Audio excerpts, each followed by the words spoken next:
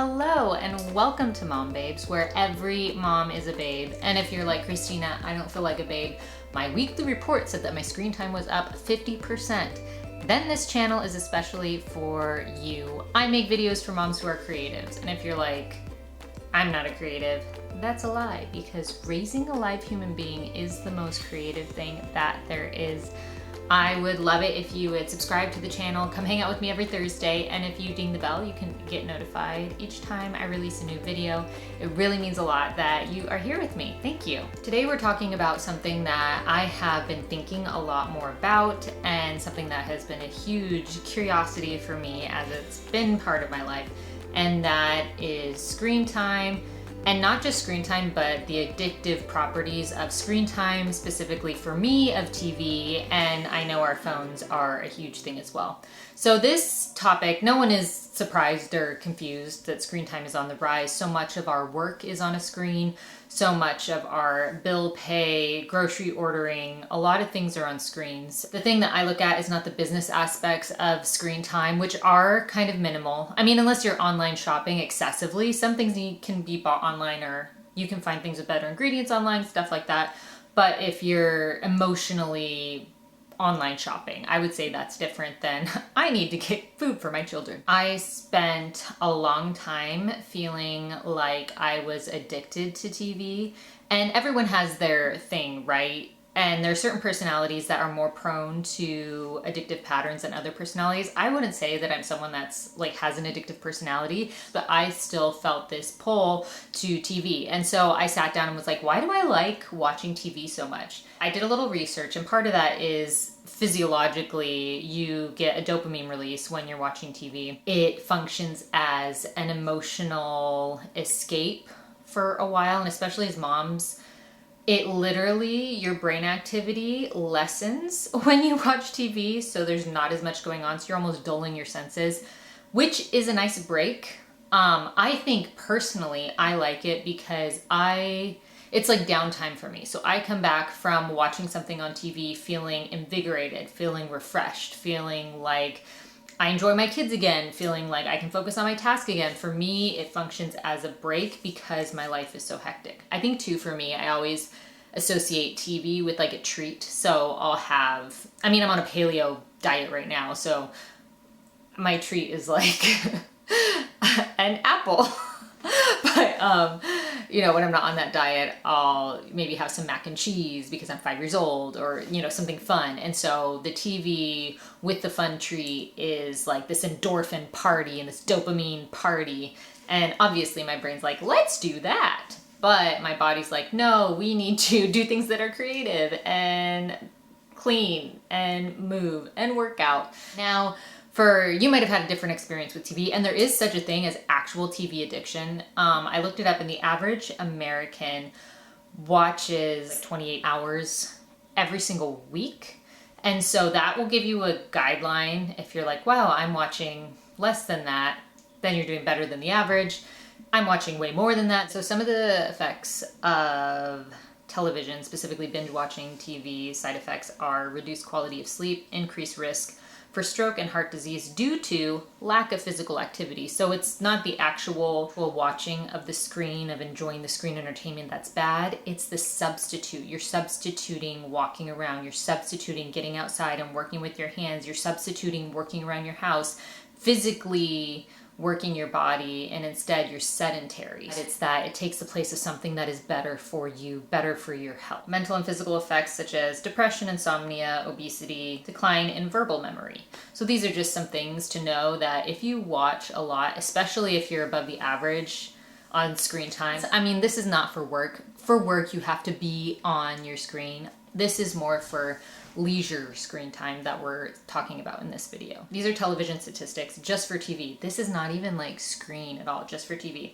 According to the AC Nielsen company, the average American watches more than 4 hours of TV each day, or 28 hours a week, or 2 months of non-stop TV watching every year.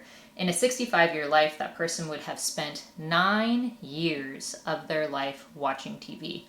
And something that you can think about now is, what else could I have done with those 9 years, and would that have been a better choice? These are screen time stats, so not just TV, this is general screen time. So globally, across the world, people average 6 hours and 58 minutes of screen time per day. And these are for 2024. Daily screen time has increased nearly 50 minutes per day since 2013, so almost a whole hour. I thought it'd be worse than that. So we've been doing screen time for decades now. The average American spends 7 hours and 4 minutes looking at a screen each day. Probably a lot of that is work too related. Almost half, 49% of 0 to 2-year-olds interact with smartphones, which that too is kind of like, screen time isn't totally the enemy because you can FaceTime the grandparents, and it depends on what you're using it for. That's why I say this isn't a blanket thing. It's more like you need to decide how you want to interact with this, and you need to be strong about the boundaries, and you need to figure out, okay, screen time, this is what you're going to be used for, and this is where you're going to be in line, and not let it run you, because it does have addictive qualities. So I just want you to think about that. Think about how it is addictive and how you just need to protect yourself, and especially your kids, from screen time, especially because Gen Z averages about 9 hours of screen time per day, which is 2 hours more than the national average. So that indicates, because technology is so prevalent and because they were exposed to technology at such a young age, they are engaging with it more and more. Now, the 2024 daily time spent on social media in the US, 2 hours 14 minutes, global 2 hours 27 minutes. So actually the US, that's surprising because I definitely thought we'd be higher, but we're not. It's not just an American problem, it's a worldwide problem. 2 hours of your day on social media. If you are like a social media person, then that would be considered work.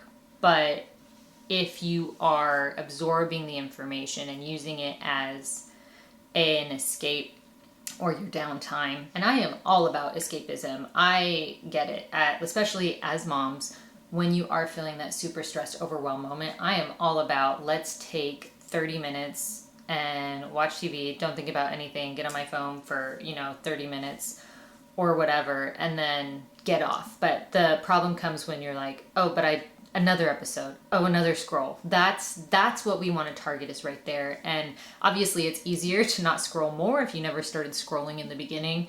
But if you are going to scroll in the beginning, try to set those boundaries. And if you're having difficulty committing to your boundaries, ask yourself why. But I think more than a number, you need to check in with yourself and ask yourself, how do I feel after watching TV?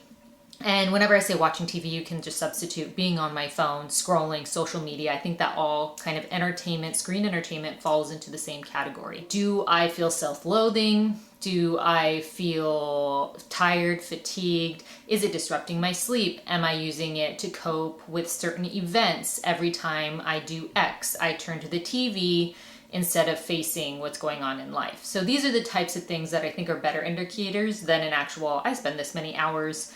It's different for everyone. TV isn't inherently bad like money. It depends on what you're using it for. You have to evaluate for you, what is the purpose of TV in your life, and is it helpful?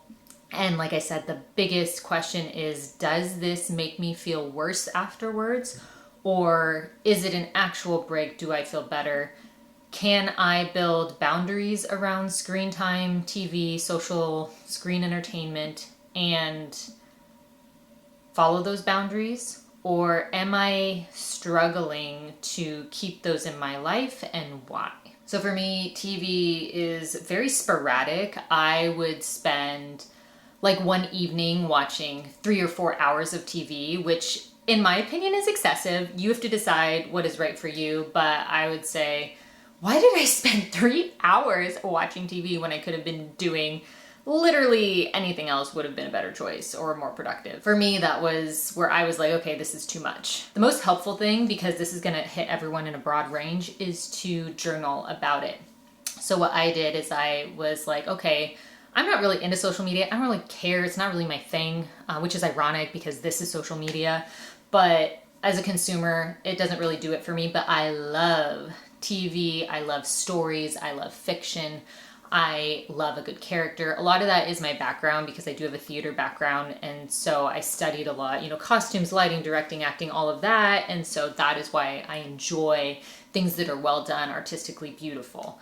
And so I know that about myself. And I still allow myself, obviously, time to relax. Tried various things. I went through an experiment where I didn't watch TV for a whole month. And the result of that was that my house was the cleanest it's ever been. I don't think I was more productive on my projects, but the house looked great. The thing that has worked for me the most out of everything that I've done is this, doing the show. So out of everything I've tried to pull myself away from the screen entertainment, the real result came from pursuing something that I was actually passionate about. Because that's something that I see value in, I'm excited to invest my energy and time there. And because it's something I genuinely enjoy, it gives me energy back. And I'm having the same effects that I did after watching TV, which is I'm energized to hang out with my kids again. I'm energized to do the dishes or whatever else. It feeds me energy because I like it. This is if you've tried a lot of things to limit your screen time, setting alarms or scheduling and trying to cold turkey cut it off like I did. What I think has been more effective is finding the right distraction. And that could be for you something creative, probably, but even reading a book, taking a luxurious bath, walking outside. And at the beginning, because our brains are so prone to a pattern, every time you usually watch TV, your brain's going to be like, okay, time for TV. And then it's going to want to sit down and watch TV for X amount of time, what you normally do. So the first probably lots of times that you do this and try to change the habit, instead of feeding that rest time that you're craving with TV, trying to, and like I said, I say TV, but phone, social media, whatever, instead of feeding that time with that, let's think about something that maybe you haven't tried in a while. Let's try a new hobby that sounds interesting to you, but you've never pursued before. It is worth whatever investment to get yourself doing something with your hands is really great. So gardening, crocheting, don't limit yourself. Think about, I've always wanted to try this. And you don't have to be good at it. It just has to be enjoyable for you. As moms, because a lot of you are moms, you're like, yeah, I don't really have time to do anything else besides, I get it. I know, you're worn out, you're already done, the kids are already done. You don't need another thing to do.